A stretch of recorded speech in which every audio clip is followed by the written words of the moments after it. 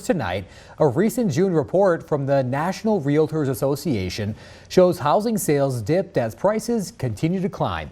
KIMT News 3's Alec Lasham spoke with Olmsted County along with Southeast Minnesota Realtors about the local housing market. And Alec, what are we seeing here compared to the national trend? Well, Tyler, it does appear that is the case here in Rochester. Those trends seem to have trickled down. However, the reasons for the home slowdown is everything from supplies available to permits being issued.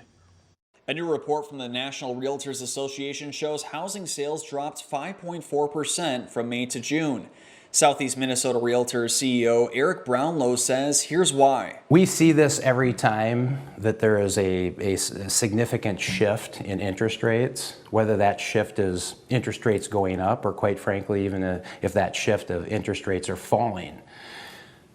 The public has to have a time to adjust. In Rochester, however, he says closed sales have dipped more than 8% in the last year. He adds not only have sales dipped, but prices have gone up, bringing the new median sales price to $329,000.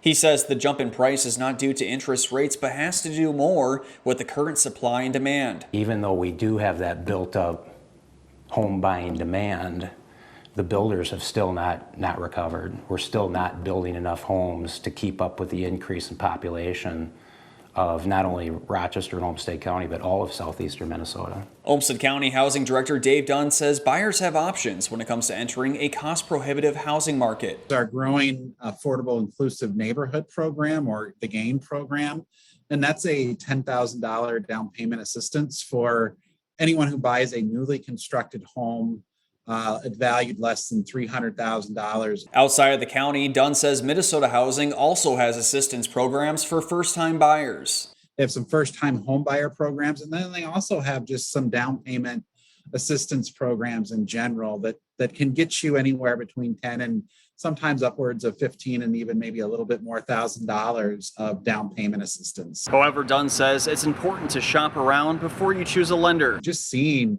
one, what's out there, and then kind of two, what lenders participate, because that's one of the other things that we find is that a lot of times potential home buyers aren't even aware of these opportunities. And so because the lender that they're working with doesn't participate. For the time being, Brownlow says it's a good time to match what you can afford with what you want. For the person on the sidelines, you need to obviously reassess your needs.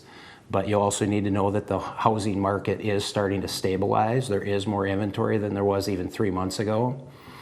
And yeah, it's okay to sit back on the sidelines and continue to save money to get the home you want. Brownlow says a big issue is also the number of building permits the city of Rochester has issued, which went from roughly 897 in 2003 to 253 last year. Tyler? All right, thank you very much, Alec. Now, we will have a link to the websites Dunn mentioned under this article on our website, KIMT.com.